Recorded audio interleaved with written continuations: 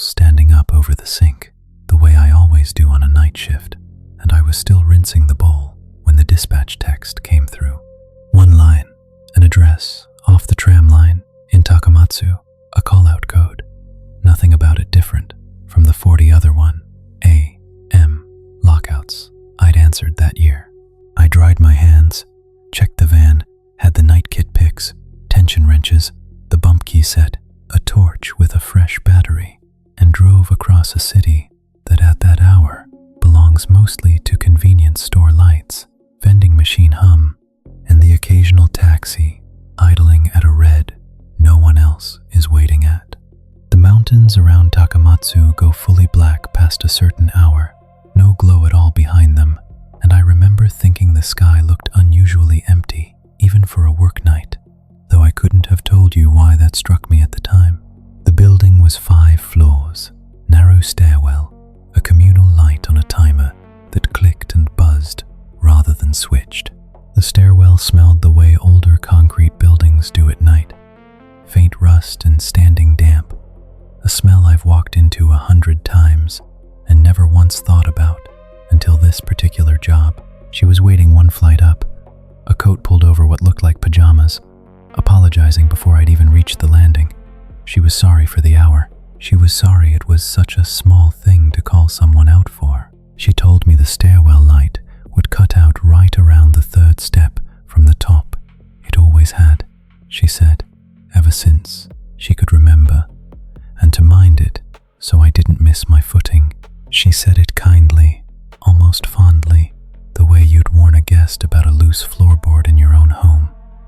I told her it was fine. I told her people got locked out at every hour there was, and that this was simply the job. The lock itself is what stayed with me, more than she did at first.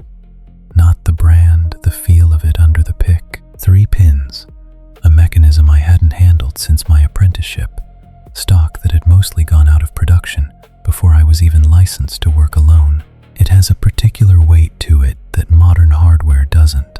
You feel 2 small resistances give before the real pin lets go, and then a double click, softer than anything current, more like something settling into place than something releasing. It took 10 minutes, start to the door swinging open.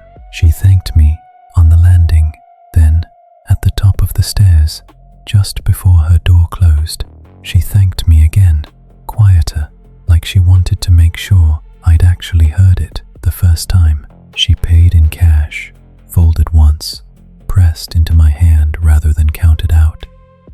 You don't count it in front of someone at that hour.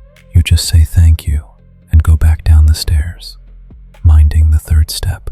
Filing invoices is a Tuesday job, done at my own desk, with the shutter down and the radio turned low enough to be company rather than noise.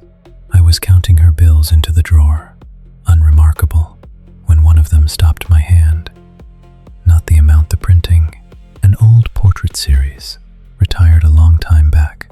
The design you'd only still see if someone had kept it folded away in a drawer for years, rather than spent it in the ordinary churn of a wallet. It isn't unheard of. Older customers do that. My own grandmother kept notes like that in a tin for decades, for no reason she could ever explain to me.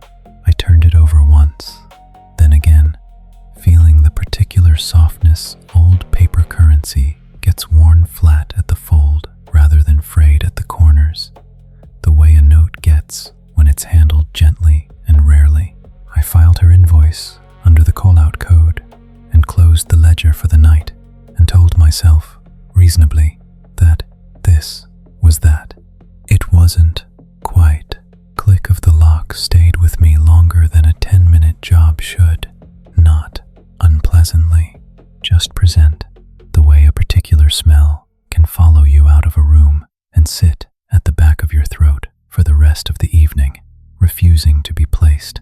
It was a slow night at the shop. A week or so later, when I pulled her invoice again, I couldn't have told you exactly why.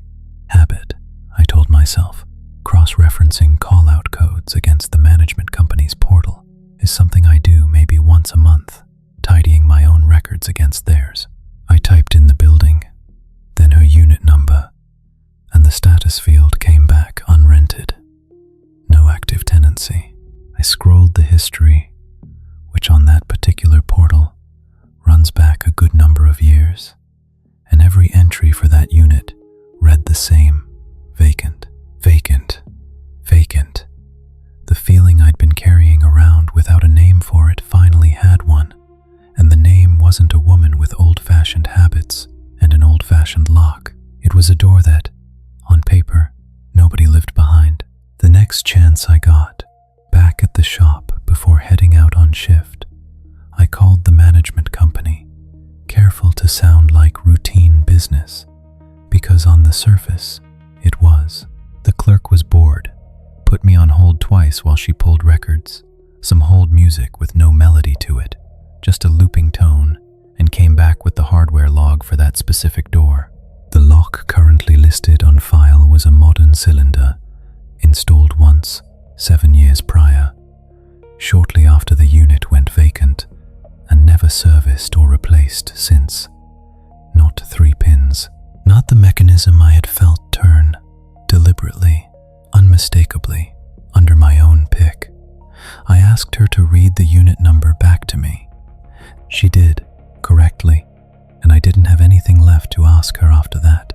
I sat in the van outside the shop for a while afterward, going back over the sensation with the kind of close attention I don't usually give a routine job.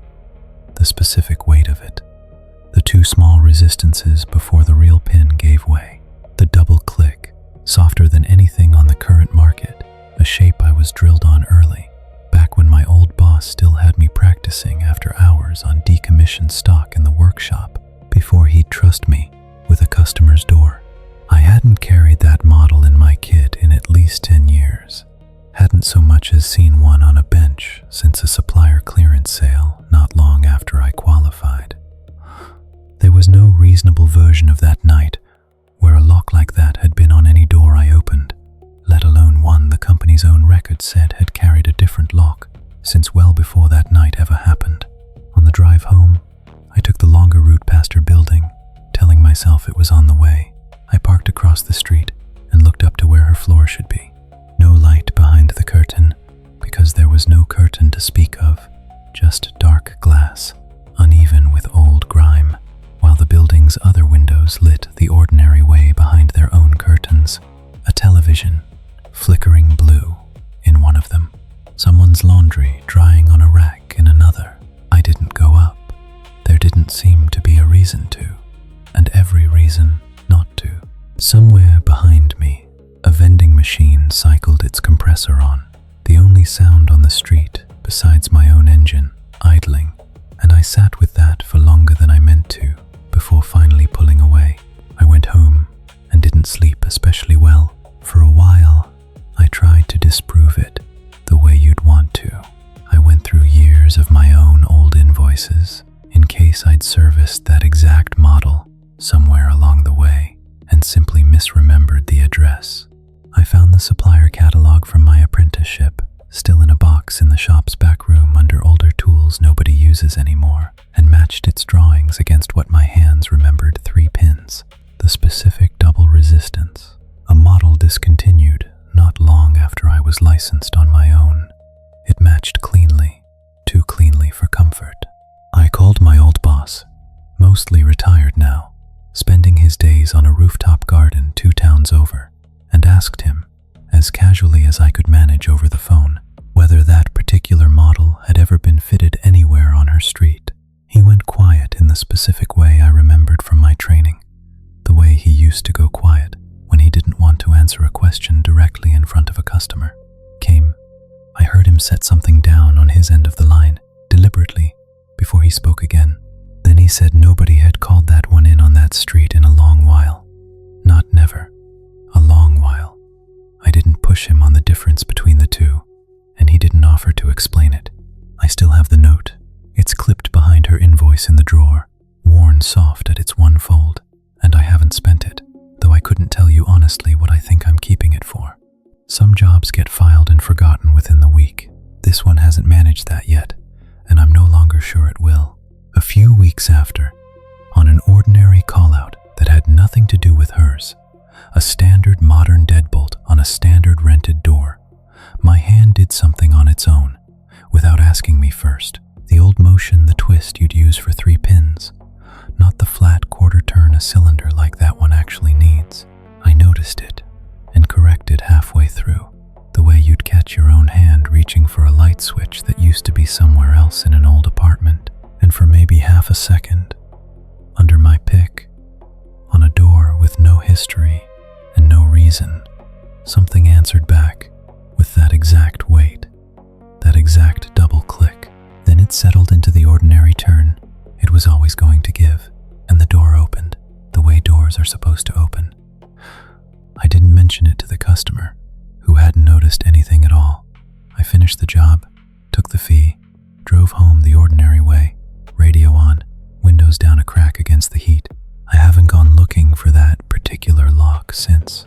I don't cross-reference old invoices for it anymore, and I don't take the longer route past her building, not even when it would genuinely save me time. But on a door that means nothing, some ordinary night, doing work that asks nothing more of me,